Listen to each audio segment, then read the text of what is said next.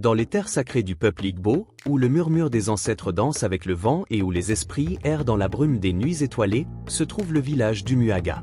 Un village béni et protégé par Amadioha, le dieu du tonnerre et de la justice. Les jours sont paisibles, mais la nuit appartient aux esprits.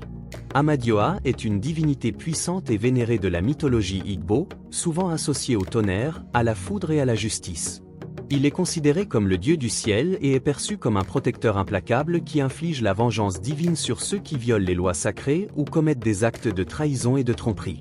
Amadioha est souvent représenté sous la forme d'un être majestueux, imposant, avec une présence qui inspire la crainte et le respect. Son apparence est généralement celle d'un guerrier puissant et éthéré, avec des traits sévères et nobles. Il porte des vêtements traditionnels Igbo somptueux, comme un pagne rouge vif, couleur symbolique de la force et du pouvoir, souvent orné de motifs sacrés qui ressemblent à des éclairs et des symboles tribaux. Ses bras sont robustes, ornés de bracelets faits de métal brillant, rappelant la foudre, et son torse est recouvert de scarifications rituelles représentant des éclairs ou des lignes en zigzag, symbole de sa connexion avec le ciel. Ses yeux sont souvent décrits comme émettant une lumière éclatante, semblable à des éclairs perçant la nuit noire, et lorsqu'il est en colère, son regard seul peut provoquer des tempêtes et des orages. Pour les cérémonies d'incantation d'Amadioha, le grand prêtre Ezemuo était celui qui conduisait le peuple. Ezemuo est le grand prêtre et le chef spirituel du village d'Umuaga, respecté et craint par tous pour son lien profond avec les forces surnaturelles et son pouvoir sur les rituels sacrés. Dans la culture Igbo, le titre d'Ezemuo signifie littéralement roi des esprits, et il joue un rôle central dans la médiation entre les vivants et les ancêtres, ainsi que dans l'interprétation de la volonté des divinités. Ezemuo est un homme d'âge mûr, au regard perçant et à la stature imposante, dégageant une aura mystérieuse et inquiétante. Il est vêtu de robes traditionnelles élaborées, souvent faites de tissus riches et colorés comme le blanc, le rouge et le noir, symbolisant à la fois la pureté, le pouvoir et le mystère. Ses vêtements sont ornés de motifs complexes inspirés par des symboles sacrés et des signes de protection contre les mauvais esprits. Il tient souvent un bâton ou un sceptre orné, appelé Ofo, symbole de son pouvoir spirituel et de sa capacité à rendre justice au nom des dieux. Lors des cérémonies, Ezemuo se tient devant un grand autel décoré de symboles sacrés. Il guide la communauté à travers des chants et des rituels, son autorité spirituelle va au-delà des rituels. Il joue également un rôle clé dans les décisions sociales et politiques du village. Les habitants viennent le consulter pour résoudre les conflits, obtenir des conseils sur les décisions importantes, ou demander sa bénédiction avant d'entreprendre des actions risquées. Son jugement est respecté et rarement remis en question, car il est perçu comme ayant une sagesse supérieure et un accès direct à la volonté des dieux. Malheureusement, le cœur de l'homme cache bien des choses que l'on ne peut imaginer. Ezemuo est un personnage complexe et ambigu. En public, il apparaît comme un guide sage et dévoué, entièrement engagé à protéger son village et à honorer les divinités. Cependant, son lien avec les esprits lui a également donné un goût pour le pouvoir, et il n'hésite pas à manipuler la foi des autres pour servir ses propres intérêts. Il est rusé et calculateur, utilisant sa connaissance des rituels et des traditions pour contrôler ceux qui l'entourent. Son ambition secrète est de dépasser les limites de son rôle de prêtre et de commander les forces surnaturelles à sa guise, même si cela signifie trahir les dieux qu'il est censé servir. Sous ce masque de dévotion, Ezemuo cachait une ambition sombre. Il ne se contentait plus de servir les dieux, il voulait les surpasser. Pour cela, il avait besoin d'une alliée aussi assoiffée de pouvoir que lui, Nneka, la sorcière bannie, rejetée par son propre clan pour ses pratiques interdites.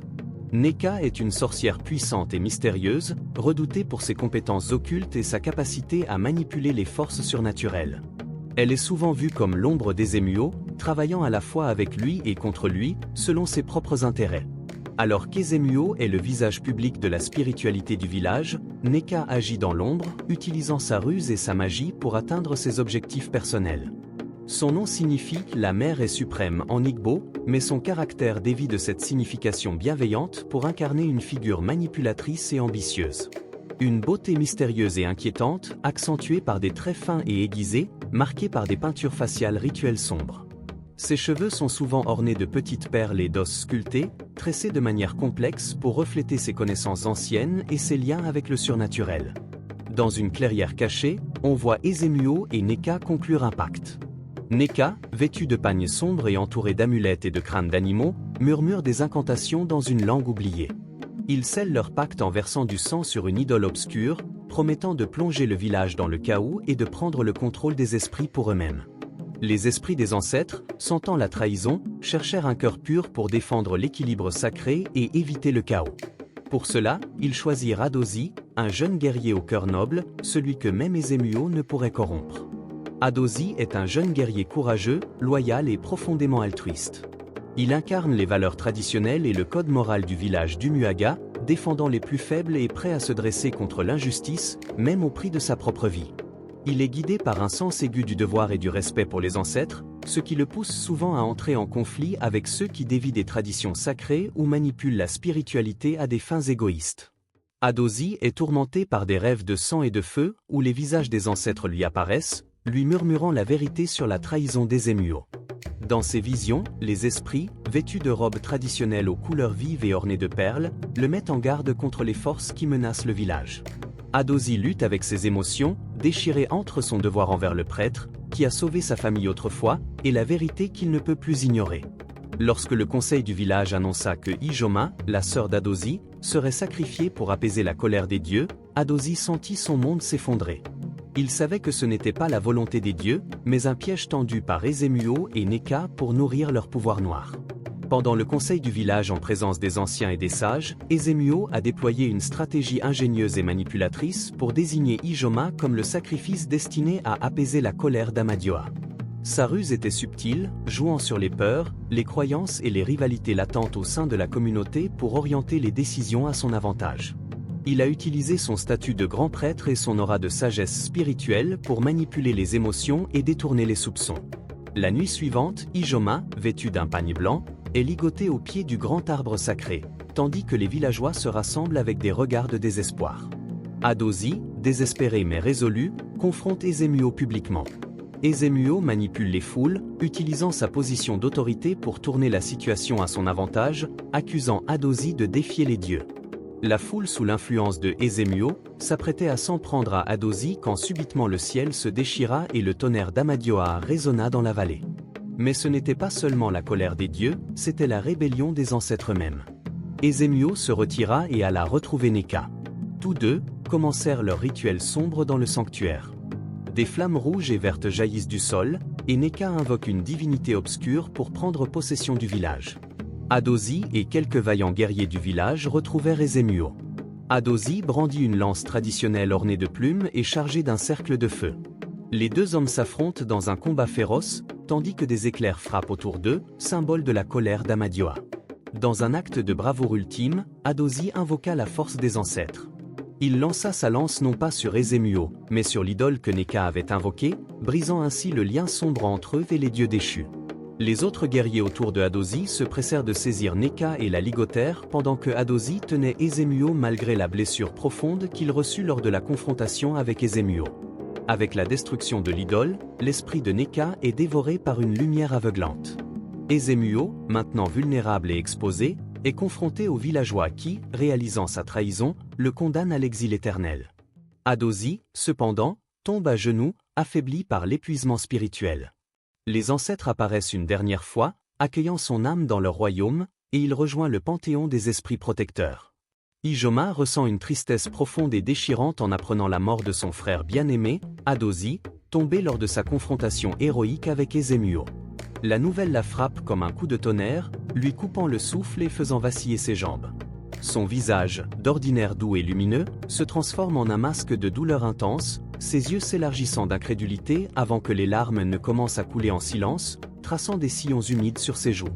La nouvelle de la mort d'Adozi se répand dans le village d'Umuaga comme une onde de choc, plongeant chaque habitant dans un abîme de tristesse et de désespoir.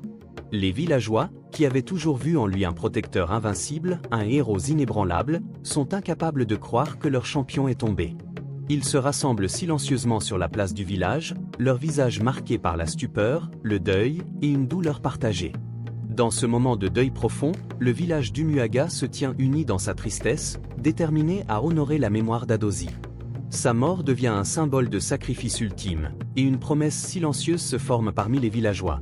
Ils ne laisseront pas son sacrifice être oublié, et ils ne permettront pas qu'Ezemuo continue son règne de manipulation et de tromperie.